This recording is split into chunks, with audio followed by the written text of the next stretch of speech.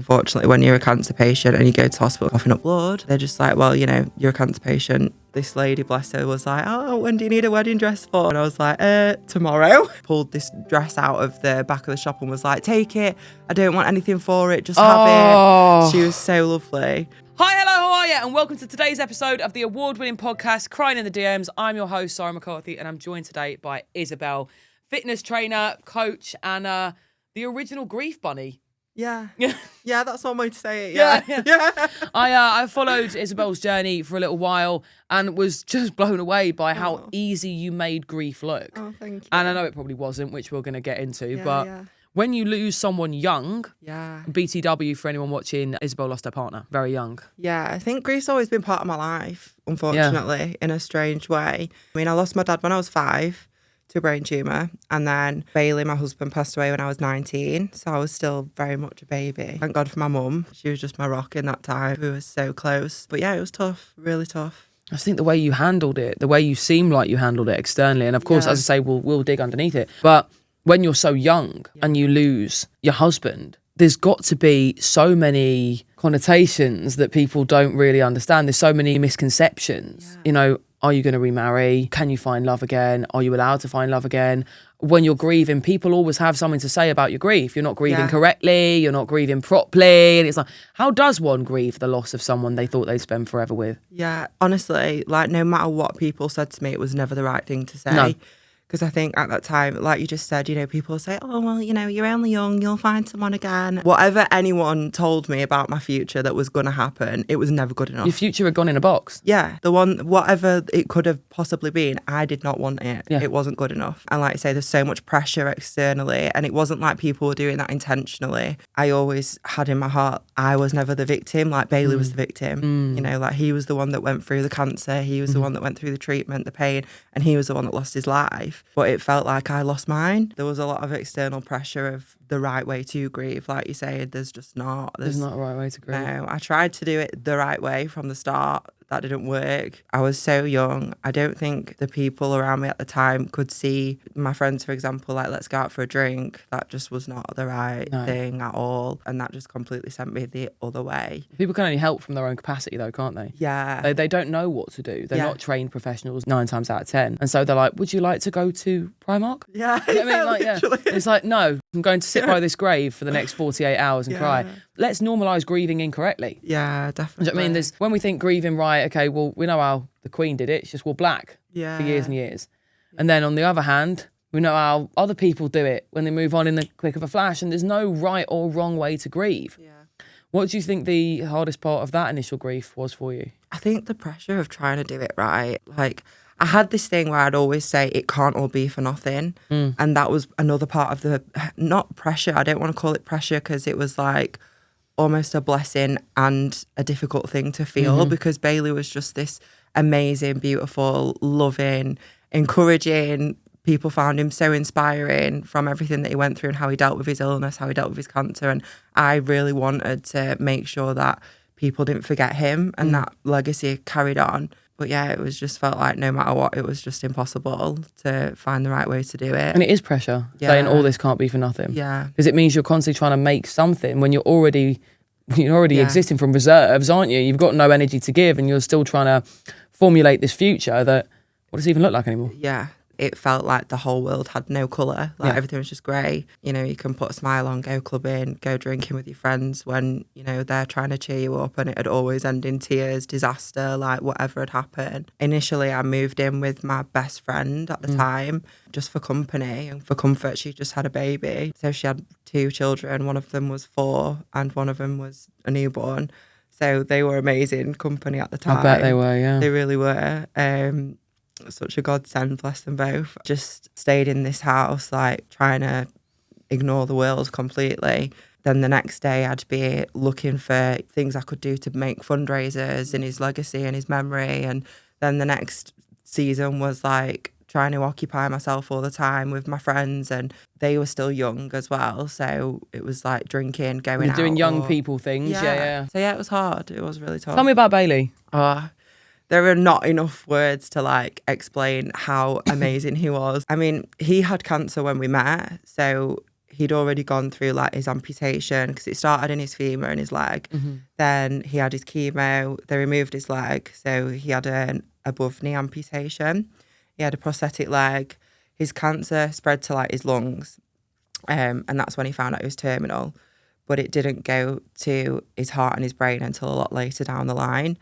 But yeah, aside from all that, just from day one, how amazing he was. He was a cheeky chap, like a lovely, lovely, happy man. Would do anything for anyone, would talk to anyone, just amazing. He would never see anything as impossible. Like if the doctors told him he couldn't do something, he'd be like, all right, watch. Just absolutely relentless. He loved his family, loved his friends, literally would make time for anybody on the street just to talk to him and make sure that they were all right. What was your favourite way in which he loved you? That's such a good question. Growing up, I was quite a reckless child in my teenage years, which came out later down the line, like ADHD brain and all of that. When my mum would like laugh and joke, or family would laugh and joke and say, oh, she's difficult, isn't she? And Bailey'd be like, no, I don't get it. Like, she's so easy to love. I know. I know. And he would just, you know, so affectionate. Nothing was ever like too much for him. Like in some seasons when I'd struggled with my mental health when we were together, because that's been an issue for me all my life. Or it was, sorry, it's not anymore. Thank you, Lord. But even back then, like if I was having a wobble, he'd be like, right, what are you going to do then? Are you going to sit and sulk about it? Or are we getting up and, you know, doing something about it? And that's what I needed. Like, Do you reckon that's why that's what you embody now? Yeah. Like the whole absolutely. of your training is literally, come on, get up. 100%. You're giving everybody Bailey brain. I'm so glad. That's all I want. I know you say we should have needed to make something out of this. I had to make something out of this. You have actually made something out of this. Oh, thank you. But like subconsciously. And I do think, obviously, I believe in God myself. I believe that's how God works. Whatever you try and do, you ain't going to do it. He's going to go underneath and he's going to do something different. Like you were trying to do the fundraisers, trying to do all that. And instead, it was the way that Bailey loved you that you ended up passing on to everyone else. Facts. That's why your business has boomed. And that's why you've got the life that you have now. Facts. No, it's so true. And that's why, like, the enemy tries to attack us the most in the places where he sees a calling on your life that you might not even know about yet. In part of, like, my job, that's obviously loving on people and encouraging people. He separated me, gave me that fear of rejection, abandonment, hurting my heart to the point where it was like I could not see any light. But now I see it as part of like my calling to pass that light on to other people. And even like since losing Bailey, that was the first thing that made me angry. It was like, if God is so real, why, you know, why would this happen? Why have I seen so much grief, sickness, illness? And I remember going to like an alpha thing and being like, you know, if God's real, then blah, blah, blah. And I was so angry for so long. And it took me so long to understand the ways of the devil, like why the devil attacks us the way he does. And actually, evil is not in God's will. Evil is the like absence of the light. And but we have free will. Yeah, exactly. And that's, you know, it's a hard thing to, I can totally understand when even now I have clients that obviously aren't Christian. A lot of them are, most of them are, but clients that don't believe, that's normally their number one reason why. But when people start understanding that suffering doesn't come from the Lord, that's when it just makes so much more sense. But it's not easy because we live in a fallen world. It's what we do with that suffering, really, that makes it count. 100%. You've got to turn that shit to sugar. For sure. That's it. For real, yeah. The day Bailey died, do you remember what you did afterwards? Yeah, I do actually. I remember coming out of the hospital like so vividly and just not wanting to leave him, not wanting to go. My mum was literally, like I say, my rock, and she was with me even when he passed away. So we lived in Leeds. When we found out that things were progressing quite quickly, like out of nowhere, a lot quicker than what we thought, we moved back in with his mum so that she could obviously support and help, wanted him to be at home. Then we got married on my wedding in 3 days. The whole situation was just unbelievable, seeing how people supported us. The whole community just came together for us, and it was unreal. Like, to this day, I'm eternally grateful. Bailey was, like I say, so resilient with his illness, and he'd been showing signs that he wasn't well since just before Christmas. We were going back and forth to the hospital. Things were going wrong, let's say, and it got to the point I was like, babe, we need to tell your family, like, this, something's wrong. And I feel like sometimes, unfortunately, when you're a cancer patient and you go to hospital and say, oh, I'm coughing up blood, or this is what's happening, they're just like, well, you know, you're a cancer patient, there was definitely a lot of lack of support from times where we've gone to A&E on our own. And then we came home one day because I was still working in Doncaster at the time. We came home one weekend. I got in after work. He was still in bed, and I was like, something is just not right. For him to still be in bed, something was wrong. Yeah. So we went back to the hospital. I told his mum, and then he had his scans and everything. They were like, yeah, it could be days, could be weeks. Wow. We just don't know. Because one of his tumours had like wrapped around the main artery of his heart. Wow. Yeah. But then he had blood clots on his lungs as well. So if they treat the cancer, that this tumour on his heart, it could cause the opposite of what you'd want to treat the blood clots. So it was like a double-edged sword. So yeah, then we moved back in with his mum from there. And it was just like overnight, everything changed. My mum, bless her, and my brother and his stepdad went to empty our flat, brought everything home. He was just up all night, obviously absolutely distraught. He was scared. We'd started making all these plans for a future, and we'd just finally settled in like our own home, to then be told that's not going to happen at all, none of it, which we always had some reality. Yeah, that but hope is one hell of a drug, babe. Yeah, for sure. And I will say I was delusional until the very end, because he had been for a long time taking like cannabis oils. Everything was organic, homemade food that he ate, you know, for the last couple of months. Don't get me wrong, before that we would live a normal life, but he was still very conscious of everything that he could do to better his chances. Even when he was in the hospital the day that he died, I was still adamant he was coming home. The day that he got told we wouldn't have that long, we were talking and laughing 1 minute, crying 1 minute. I'm like, come on, like, if we haven't got long, what do you want to do? And he said, I want to make you my wife. So, oh, wow. I know. Honestly, I don't know how he did it. Like, the fact that he was so up and down. So 1 minute he was in bed all day. The next minute he was like up and about a little bit. But when it came to the wedding day, we cancelled it, replanned it, cancelled it, replanned it. And then one of his mates, who's also an amputee, he lost his leg to a blood clot. Such an amazing man as well. He runs all the like AMP camps and stuff for the kids that are amputees. Brilliant. It's unbelievable what he's doing. AMP Camp Kids, it's called. That's who Bailey used to climb the mountains for, to raise money for them. He came down to see him one day, and Bailey came home. We decided to get married at home at this point, like get someone out from the registry office, because special circumstances, obviously. And he was like, oh, babe, I need to tell you something. I'm like, what? Me thinking he's going to like change his mind. And he's like, if we're going to do this, let's do it properly. So I was like, okay, right, no problem. Let's get it sorted. Rang our local pastor, rang around everywhere, literally rushed to town, bought 2 rings, came straight back home, and it was done. It was sorted. Went to the dress shop. Literally, this lady, bless her, was like, oh, when do you need a wedding dress for? You know, chatting as you would do. And I was like, tomorrow. She just like, as soon as I started talking to her, she just burst into tears, pulled this dress out of the back of the shop and was like, take it. I don't want anything for it. Just have it. She was so lovely. Yeah. There was so many like things as well, because we grew up in the same village. We got married in our local church. That was the church that I went to as a little girl.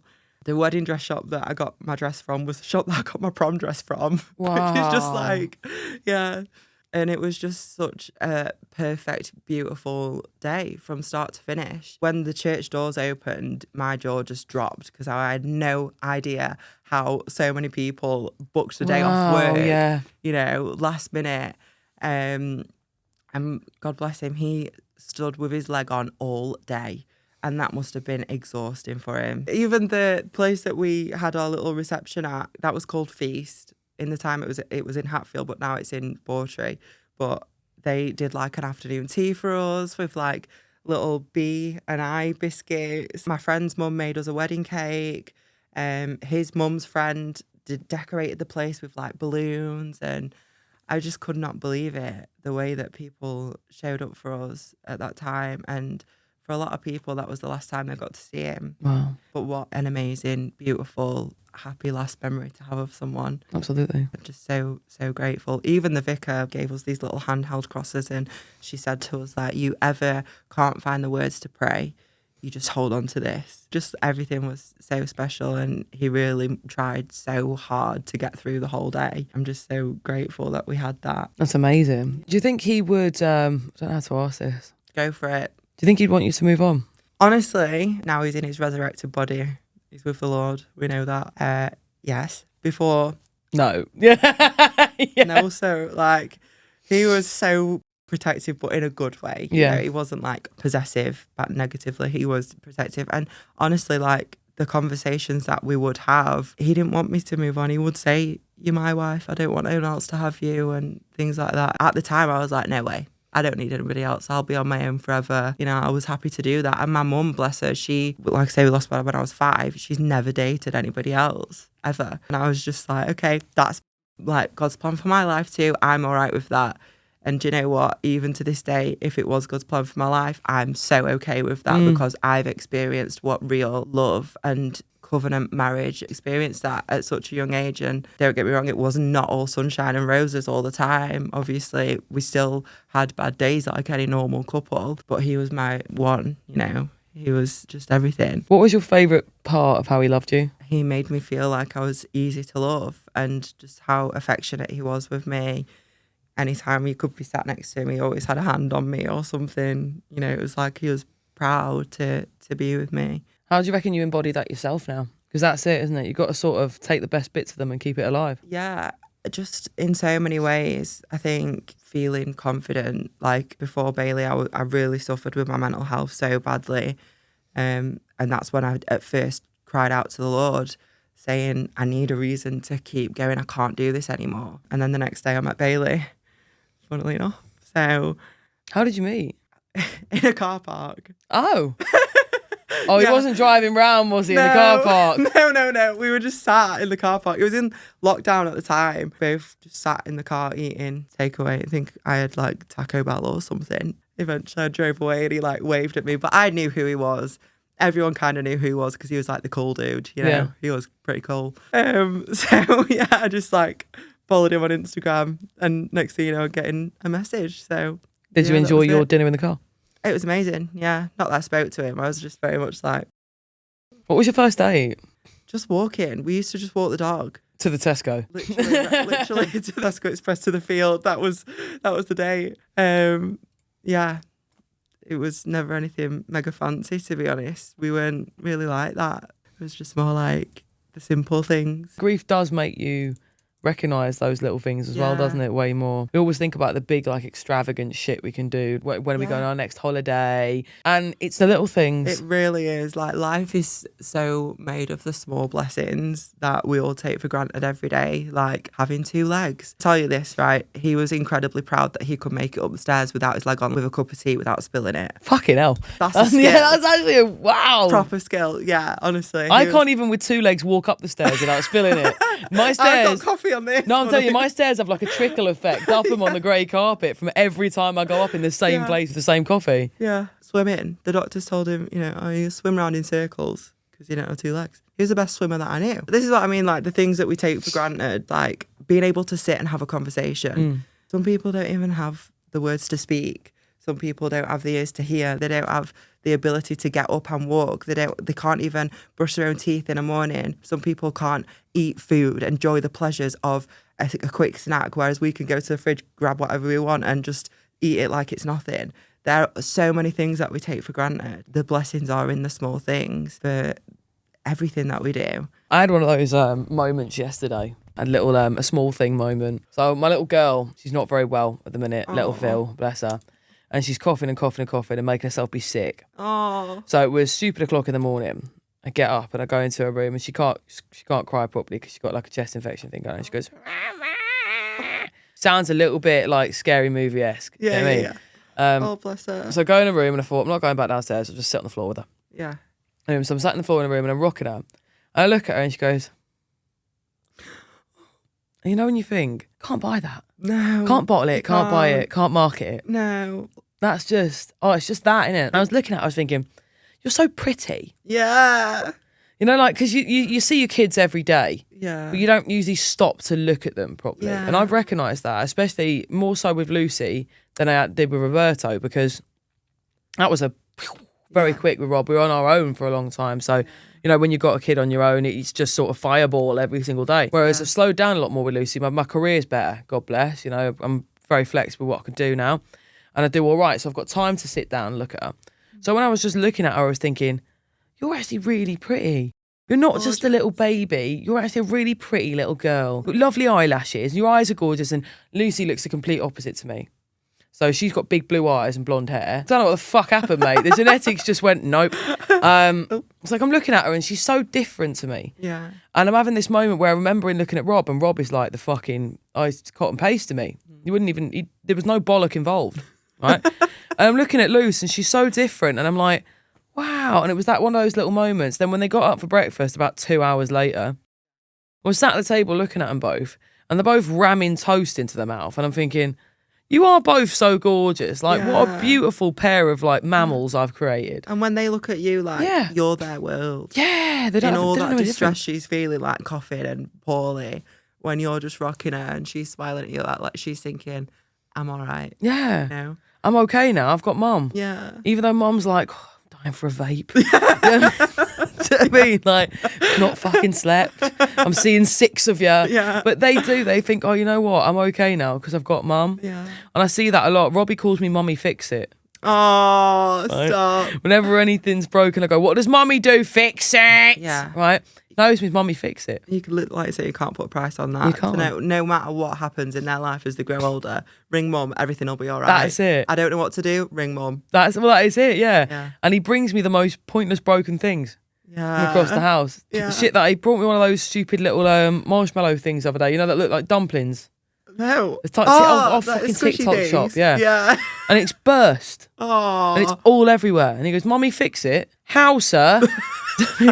But Mummy did fix it. Mummy went straight on Amazon and bought another one. And I told him I was going to fix it while he was asleep. Right. And when he got back from school, Mummy had fixed it. Yeah. And he was like, I knew you'd do it. Oh. It's a bit different though. I was like, I know, Robbie, I had to paint it differently and things because I had to fix it. And he's like, fair enough, Mum. Yeah. Thinking, brilliant. Sorted. Lied to He's you. happy as Larry then. I have to repent for that later. Yeah, But at least you're happy with your little fucking dumpling thing. 16 quid it cost me though. Stop. Little fucking 16 shitty dumpling. quid? Yeah. That's insane. It was insane. Yeah, I was very living annoyed, in but a I'd already told him I was going to fix it. TikTok shop takes 7 to 14 working This days is if why you're lucky. I just can't cope with TikTok. Well, I bought a dress from TikTok shop. Very nice dress. It promised to be a bodycon. It promised to suck me in. It spat me out.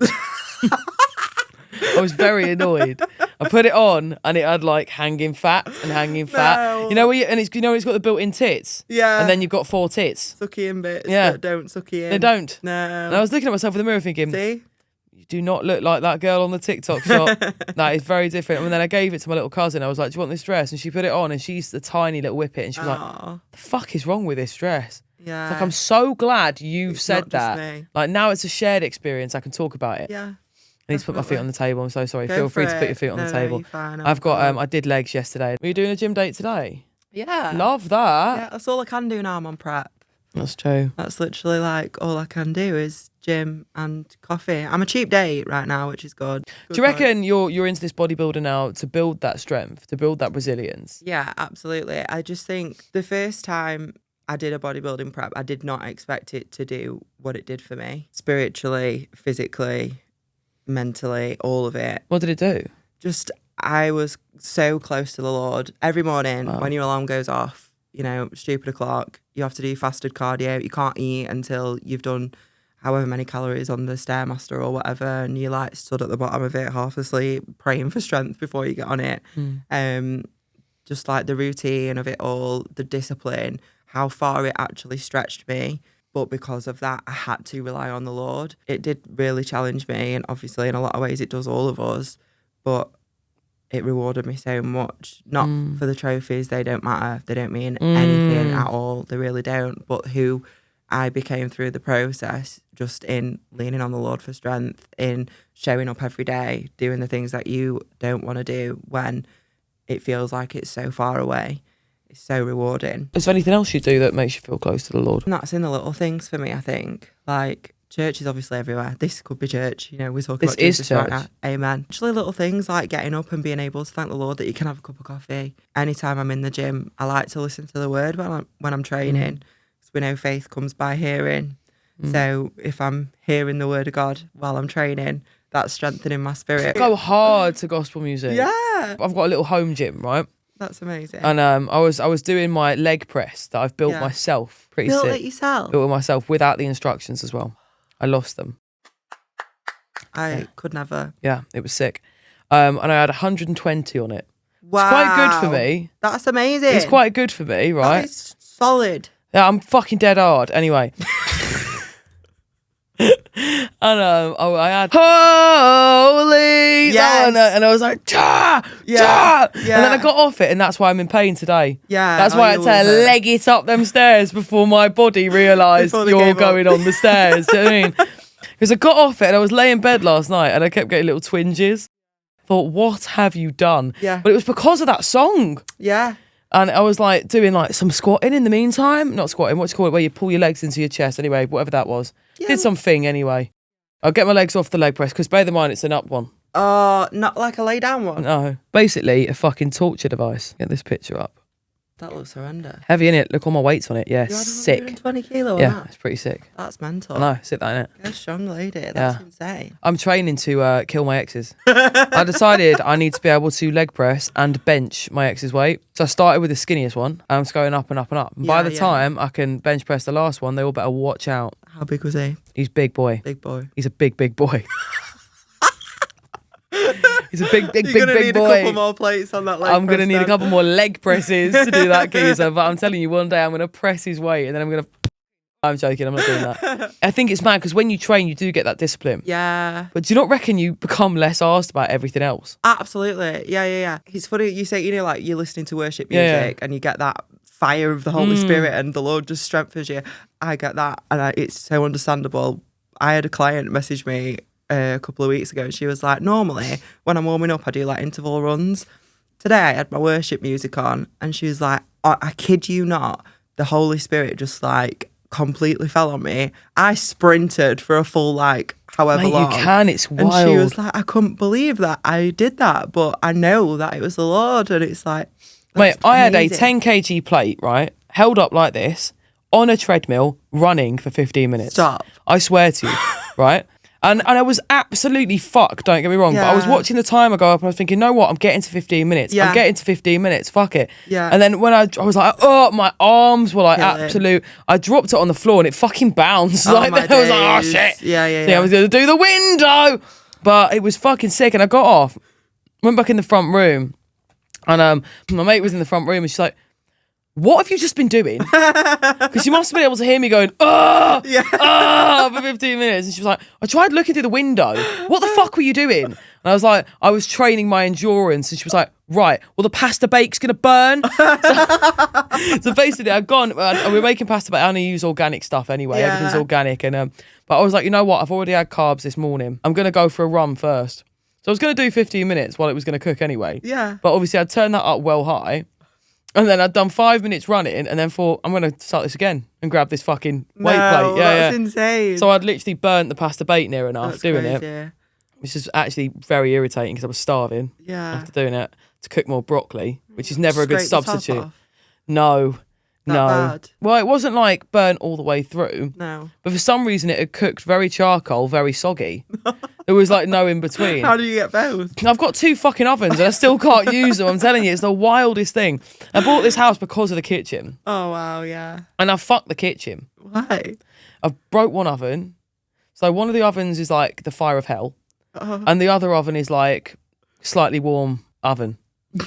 Like you can heat plates in it if you want. But then some days it's really hot and I never know what happens. And I've asked the kids loads, like, are any of you fucking with the ovens? Obviously only one of the kids can speak. So Rob's like, no. And Lucy's like, meh. So my money's on her. Yeah. I think she's fucking with the ovens. But no, I cook for my mates all the time. Like my love on this earth is cooking for people. Yes, yeah. I think that's my Such love a language. love language, yeah. It is. Yeah. When I was seeing this lad, I made him 20 wraps in the freezer so he could use them. And then when we stopped speaking, I fucking got rid of them. I ate them all. Not at the same time, but every time I was having a wrap, I was like, yeah, fuck you. Yeah. Eating this wrap. Vengeance. Yeah. Vengeance is sweet. In the flavour of a wrap. Yeah. Vengeance tastes a lot like guacamole. Bastard, yeah. No, I do. I think cooking's my love language. Yeah, cooking is a love language for sure. What's your favourite thing to cook? Cookies. Well, it's baking, innit? Bacon, yeah. Cooking, I like a good curry or a good chilli. What was Bailey's favourite food? He was so foodie. He would literally eat everything. He did love a Nando's. Nando's? Yeah, he loved a Nando's. I think I'd have liked Bailey, you know. Yeah, you would have loved What was him. his spice level? Medium or hot. Okay. Never lemon and herb. Okay, what did he get with his chicken? He'd get them Fino pitters. He loved a Fino pitter. Yeah, the best. They were so good. He loved his food though. He was a foodie. I love Nando's. I remember actually when we were doing all our organic anti-cancer stuff. Yeah. There's this website called Anti-Cancer Kitchen. Oh, right. And we started making all these recipes from there. And one night we used to cook together. Yeah. That was like our thing. And we had every machine you could think of, juicers, the lot. Like it was just chaos whenever we were cooking. We made this like Thai chili thing. I don't even know what it was, but it wasn't meant to be like mega, mega spicy. And Bailey was like, oh, I'm just going to pop some, what's it called? Like seasoning stuff in it. We sat down to eat this thing. I can't tolerate hot food. It blew my head off. And he just kept on like adding a spoon of Greek yogurt to it to cool it down. And I'd just eat a bit more. And then he was too hot, babe. Add a bit more yogurt, eat a bit more. And by the end of it, it was just this pile of like slop. It was just green and sloppy, rank. But yeah, the little things, literally. It's great, isn't it? Yeah. When you look back at all the shit memories are the best, aren't they? Yeah, yeah. Remember with my dad, the last time I saw my dad before I told him to fuck off. Classic. I brought round a bottle of Prosecco and a box of Ferrero Rochers, right? And we'd sat down, we were eating these Ferrero Rochers. Can't remember what we were celebrating, but I probably made it up anyway because I was always making shit up because I was always off my head. So I probably told him I was going to do a song with Beyonce or something. Brought these Ferrero Rochers and I remember sitting watching him eat them. Yeah. And I knew he hadn't eaten that day. I was onto it. Do you know what I mean? You can just tell. And he was eating the Ferrero Rocher and giving the nut to the dog. I was like, Dad, you can't give nuts to the dog. And he was like, dog's got nuts.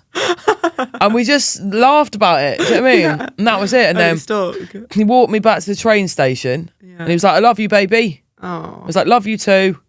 This smelly, flea-ridden dog just bouncing everywhere. Do you know what I mean?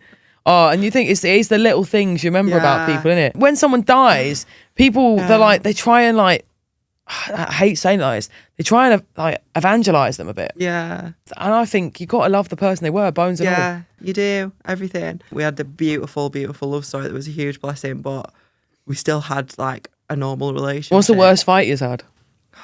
We didn't actually fight a lot. I think if I could remember 2 fights, I remember one at a Christmas do, because we were both absolutely leathered. And one that was like not long after we'd got married. That was really hard. But that was just because he was scared. But cooking, because he was still doing all his healing stuff and stuff like that. And no matter what I did, this one particular day, it was not right. Yeah. It was right. And I was really upset. By the end of the day, I was just like, you know, I want my mum. I'm so confused. I'm trying really hard. And it wasn't him at all. He wasn't himself that day. It was the two together. Yeah. Because obviously you were trying to please him. He was trying to stay alive. Yeah. He had a brain tumour as well. Yeah. And I remember, and literally would never leave him. If I left him, it'd be for no, like, not long at all. Because I'd be like, I need to get home to Bailey. And it would normally for food shopping. That would be it. But yeah, this one day I'd walked to my mum's because she literally lived on the next street. I'd barely seen her in all that time. And I sat down and I'm like, I'm not going back. I'm not going back, Mum. And she's like, you will. And I'm like, no, I'm not. I did not take my coat off the whole time. Didn't take my coat off. And I'm like, I'm not going back. And I'm just crying. And she's like, you know, well, when your dad had a brain tumour, you know, it changes your personality because of where the pressure is on your brain and stuff. Yeah. And he just, this one day was just not himself. That was literally it. But my mum had a good chat with me. And I must have been there 20 minutes. And I just went straight back. And we were fine. That was it. And there were people that held them tough times in the very last couple of weeks against me because it was hard. Well, they're not in it, are they? No. Don't judge the war unless you're front line. Yeah.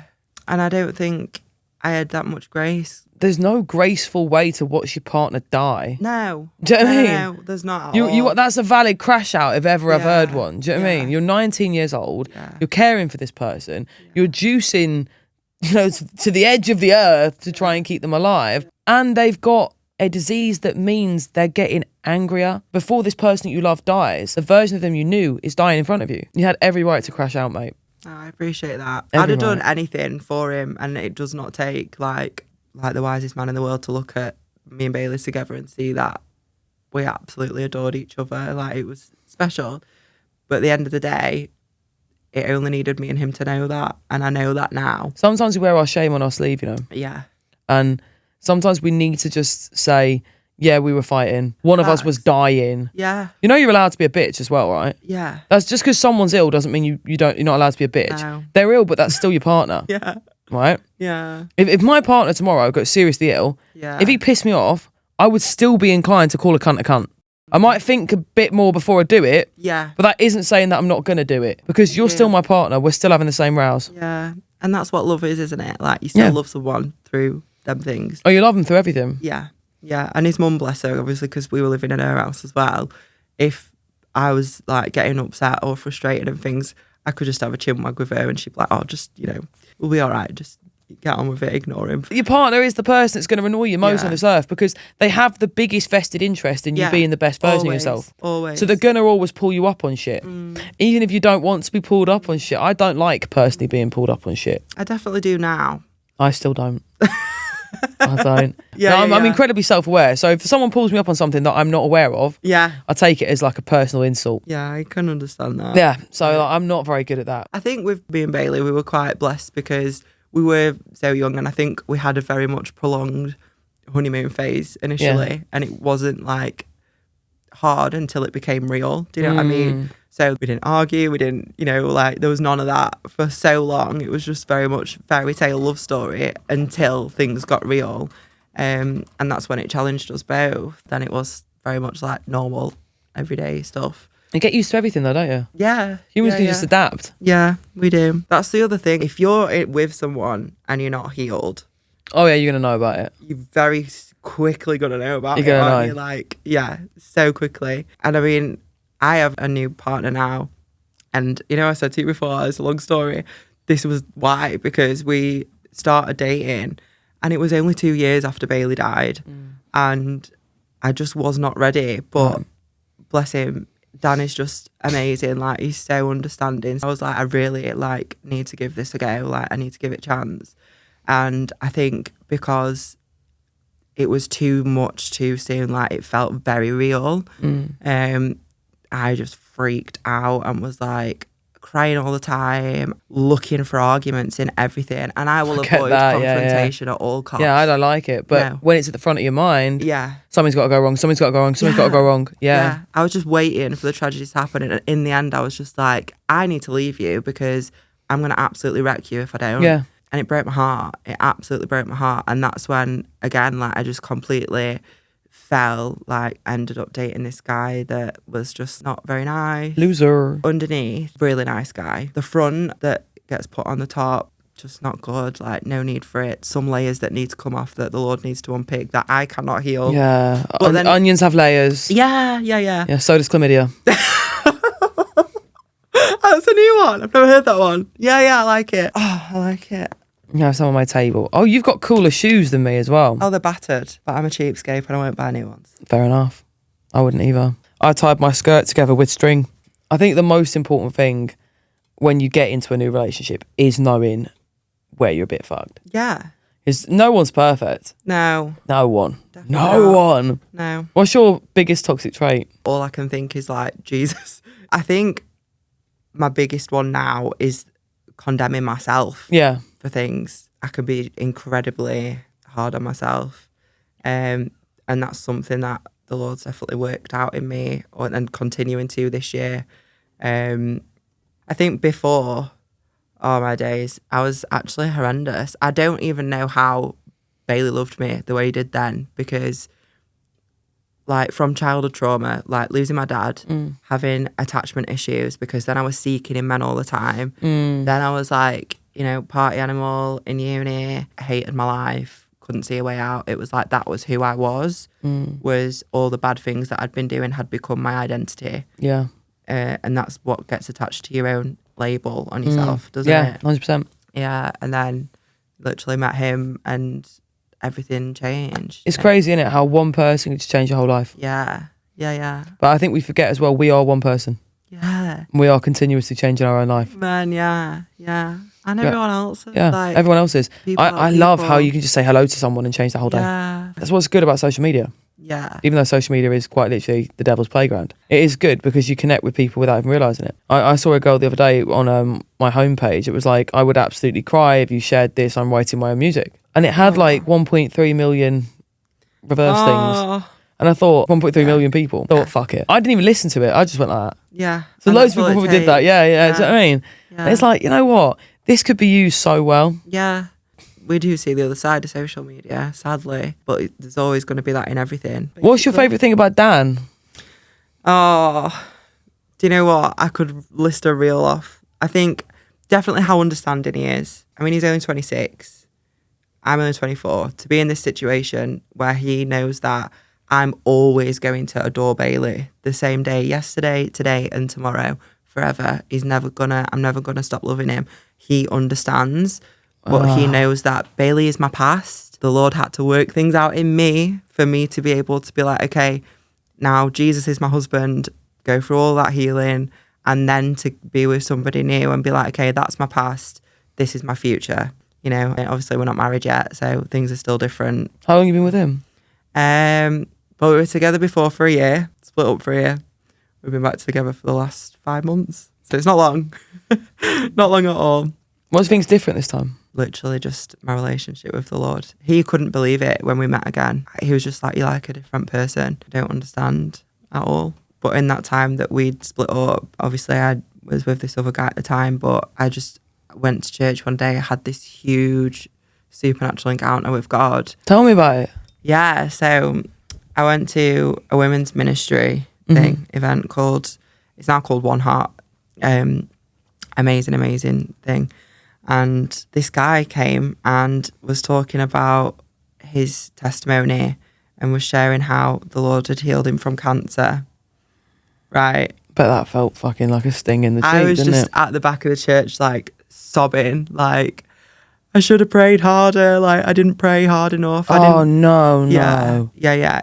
I was hurting, and then I went up for prayer at the end, and my friend, I've known her all my life actually, and she's been one of those like angels in your lives that just seem to never leave you. Yeah, I've got them. She's my childhood best friend's auntie. But yeah, so I went up for prayer. She was praying over me, and I just cannot explain like the feeling of like unbelievable supernatural peace. Like somebody physically pushed my heart back together, and something shifted spiritually inside me that I can't still to this day quite explain. But I just felt like the Lord was saying to me, I've got him now. Like, it's okay. I've got him now. That's when I started really seeking the Lord so much more, because I needed to know. I needed to know, why did cancer exist? You know, I had to have that understanding that the devil works on legal grounds. The Bible says that Jesus took the legal contract for us. He broke it up. That legal agreement is broken. It's the devil that comes to kill, steal and destroy. He's the one that comes to give life. I did not understand that, and it can go so deep. Like I could chew your ear off about it all day, but it took so long for me to have that understanding. And as I was learning more and more, I just started realising that I was learning about the love of a father, which is something that had been missing from my life. And that was still something that I'd think about a lot. How different would my life be if my dad was here? Yeah. You know, would I have ended up as broken as I was in the first place? Probably not. And my mum, bless her, she was 45 when she had me, a single parent, working full time, like did absolutely everything to give me the best life possible. But I was just a little rebel. I was so naughty. She said I went upstairs as a 12-year-old, came down 13, a different girl, and was just horrendous. I get that. Yeah. Sorry, Mum. Sorry, Mum. But no, I think last year God showed me so much about the love of a father. And it changed me, completely changed my life. And even the guy that I was with at the time, like I say, he wasn't Christian, the biggest atheist known to man, actually. And he ended up coming to Christ because he was like, whatever you've got, I need, because he could see such a dramatic shift in my life. I want what you're having, Yeah, literally. I heard the maddest thing, you know.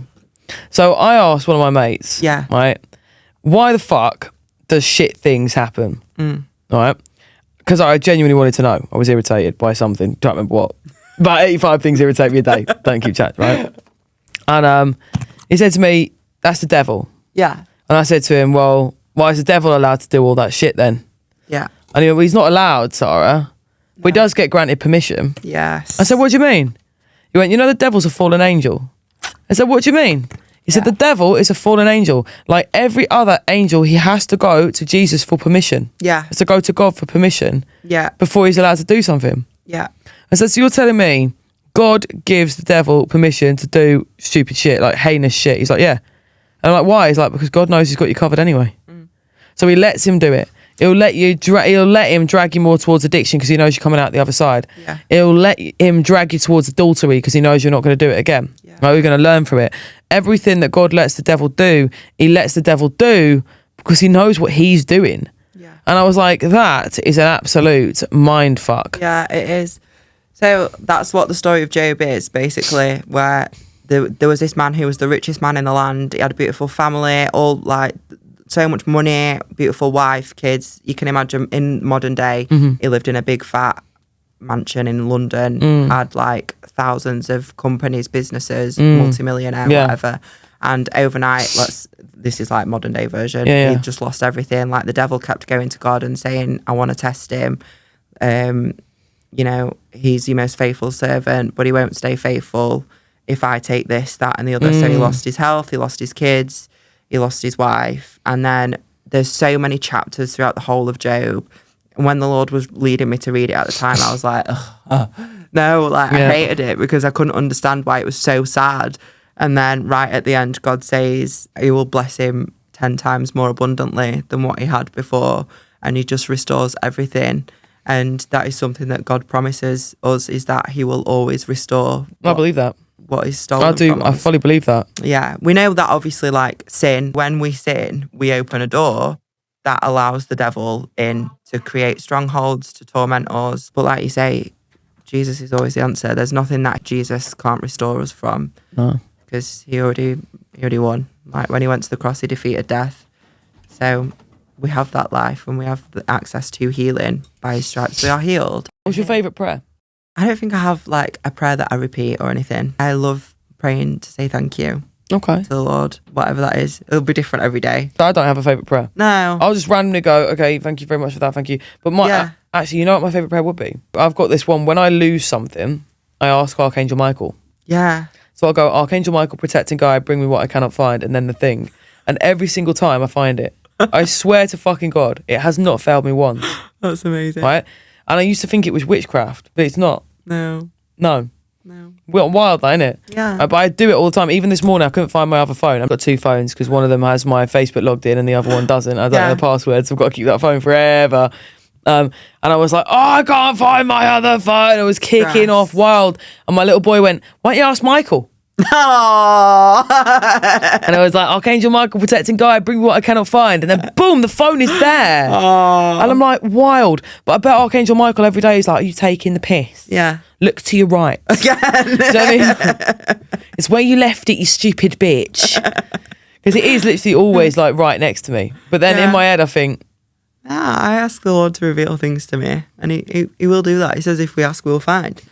My worst favourite prayer is that if they're not for me, remove them. Every time as well. It fucks me off, you know. Every time. And it's just like, wow. Like, really? Speedy. Yeah, you're grateful though. Every I time, did it once, expecting it to make this lad fuck off. And it fucked me best mate off.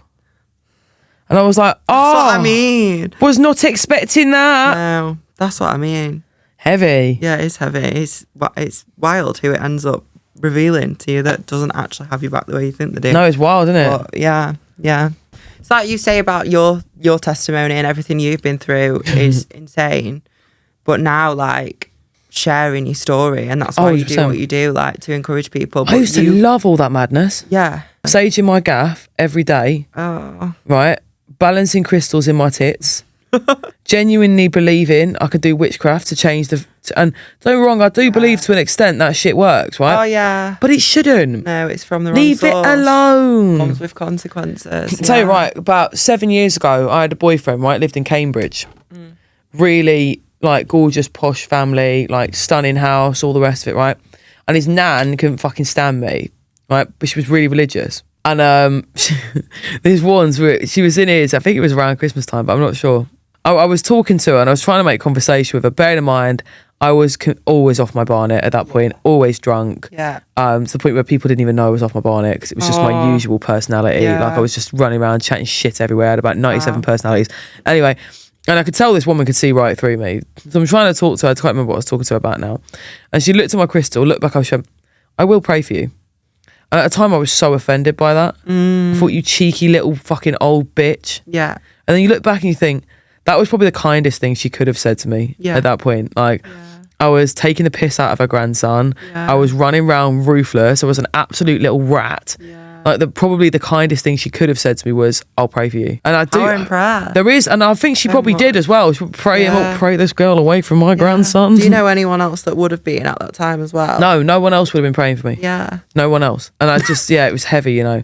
I loved it though when I was doing it. I loved it. And I truly believed it was like healing me in some way. I used to call myself a pagan. It does have power. It's just from the wrong source. Yeah, but mate, it makes you fucking schizo, doesn't it? It makes you a complete weirdo if you go far enough into it. All it takes as well is that like one little seed for the enemy to get someone. Whether that person finds it like, oh, look at this pretty crystal. Did you know it can also do healing? It can also do X, Y, Z. And then all it takes is that one temptation to grab someone. Then those building blocks start getting added to that stronghold. 100%. Then it gets more powerful. Then it gets darker. And then the next thing you know, you can end up with these demonic attachments because you've opened a spiritual door you didn't even know was possible. But you've unwillingly signed a legal agreement. Well, mine was wanting to help people. Yeah. So I always wanted to help people. Yeah. Always.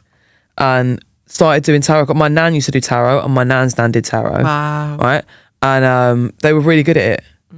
And I was like, I'm just going to do that. I can tell people the future and help them. Yeah. And I genuinely, it was coming from a place of wanting to help people, always. Yeah. And then when you realise, girl, you got to help yourself. Yeah. Right? You ain't helping anyone. Taking the agency away from anyone is not helping them. Yeah. And I'd been to uni and everything. Wow. And we're still fucking doing it like a muppet. Yeah. So I mean, I had no excuse to not utilise my education and my experience. Yeah. But instead I was taking a shortcut. Yeah. You know what I mean? And then you realise the shortcuts actually don't do fuck all for you. No, they don't. No, if it's a shortcut, it ain't going to get you to the destination. No, it's not. It can be confusing as well to figure out how we get from, like, when your desire is so strong, how to bring that desire into fruition. When you don't have the Lord, it's like, I'll just try this, I'll try that. And you end up being all over the place. But actually, you miss out on the path where so many more doors get opened first along the way. 100%. Yeah. I would never force anybody into Christianity. I'd never force anybody into any belief. No, I've got friends that are Muslim. I've got friends that are Sikh. Yeah. I think as long as you have faith in something, just have faith in something bigger than you. Even a lot of the other faiths believe in Jesus. They just miss the bit where Jesus says, like, the only way to the Father is through me. And it's his blood that obviously protects us. It's his blood that gives us restoration, all them things. But it's never our job to condemn anyone for the faith. No, never. Like, that's exactly what Jesus stood against. You know, That's it. We're not playing who's the best Christian. No, definitely not. Definitely not. Have you seen social media accounts that are playing who's the best Christian? Yes. How irritating is that? I think it's like quite sad when it's not coming from a place of love. They're speaking truth and being bold because Christians sometimes will say the thing about, well, Jesus flipped the tables. And yeah, absolutely, he did do that. Look at the context. You know? Look at why, this was an evil thing that people were doing. It wasn't people who were just genuinely didn't know or, like not completely ignorant. It's not a place of being ignorant. That was an evil thing that was like rejecting. 100%. But yeah, I've experienced condemnation. I mean, like Jess, bless her. Oh, Craft Christ, yes, yeah. To be doing what she's doing as well, and she does it so well. How she spreads the gospel, how she gives her messages, how she loves on people is absolutely incredible. I've never seen someone take so much shit in my life, I promise you. She's like, she's got the Lord. She's got the Lord because she's bulletproof. These fiery darts ain't going nowhere. She takes the most shit. Yeah. I get people say to me all the time, you can't be Christian, you swear. I'm expressive. Yeah. It's my way of expressing. It's a word. And I inspire more people that have been raised in environments where it's very normalised. Yeah. I don't want to inspire the people that have been raised with a silver spoon. Yeah. Right? I want to inspire from where I came from. Yeah, yeah. And those people can't listen to someone preach at them in a normal way. Yeah. Because that isn't normal to their brain. Yeah. They'll switch off. Yeah, Same way I'd switch off. So I do get a bit shitty, sweary sometimes, but it comes from passion. I've also had people say you can't be a Christian if you've got tattoos. What the fuck's that about? Oh, I hate that one. Got this Matthew 19:6. I love that. And I've got so much shit. What have you got? Matthew 19. Romans 8:18. Oh, nice. Nice. Love that. I got that. And then I got messages of people saying Christians don't have tattoos. Oh. So which Christians you belling? Because I know loads with tattoos. Yeah. My pastor's got a sleeve. Yeah. Do you know what I mean? Yeah. Like some of the best Christians I've ever met used to be on OnlyFans. One of them has got literally a neck tattoo here that's a choker. Yeah, that's crazy. And she's one of the best Christians I've ever met in my life. Yeah. One of the most humble and genuine and honest people. Yeah. I'd rather sit in a room full of, squiggly sinners than like perfect, pristine people that are full of shit. But they're not at the end of the day. They're not. Then, there's only one perfect man that ever will be. That's it. And my dad. Sky Daddy, innit? No, Jess has a go at me, craft to Christ, because she doesn't have a go at me anymore. She likes it now. She's embraced it. She's said a few things to me because I refer to Jesus as Big Naz. Big Naz from Nazareth. Oh, the big guy from Nazareth. Big Naz, innit? Do you know what? I actually think he'd probably laugh. He'd love it. Yeah. Right, and she used to go to me, Sara. Yeah. And then it caught on to the fact now I call her Naz. Right? So I'll ring Jess and be like, oh, it's Auntie Naz, guys. And then my kids call her Auntie Nazza. And they've got no idea why. No. And one day I'll explain to them it's because Big Daddy Jibo in the sky. Yeah. He's known as Big Naz because he's from Nazareth. Yeah, I love and they'll be that. like, how does this mean we call Auntie Jess? Yeah. Nazza. Yeah. How did we get here? Leave then? it out, what's kids. Yeah. Why is Lucy blonde? But yeah, no, it's incredible how faith has carried you through this. But let's not forget that you had to open the door to that faith. Thank you. You are the centre of all things. Thank you. I do think Jesus really did chase me, like, no matter what I did. And I'm grateful that I had Jesus in my life from being young, but I never really paid attention. I do believe that he's always had his hand on my life. Mental. He's always got your hand on something. Yeah. What would be the best bit of advice you give to someone that's young and struggling with grief at the moment? Try and find the smallest thing in every day to get you out of bed in the morning. Whatever it is. Get up and go for a walk. Go and look for a flower in a little nature reserve or something. Find some beauty in that tiny little thing. And it can feel impossible. But when you can crack that, that's when the light starts getting in again. Yeah. That tiny bit of light, a little bit at a time. Not perfection, it's capacity. Yeah. Just improve your capacity. Yeah. In the smallest steps. Don't do it all at once overnight. Like, don't run away with, like, you have to figure out your future. You don't have to figure it out right now. All you have to do is get through that one day. God will do the rest. Don't worry about it. Just get through that day. That's our sign. Brilliant. It's been absolutely amazing having you on today. Right, thanks for coming, Thank you so much. It's been amazing. Thank you to everybody watching, and her details will be pinned below. Bye.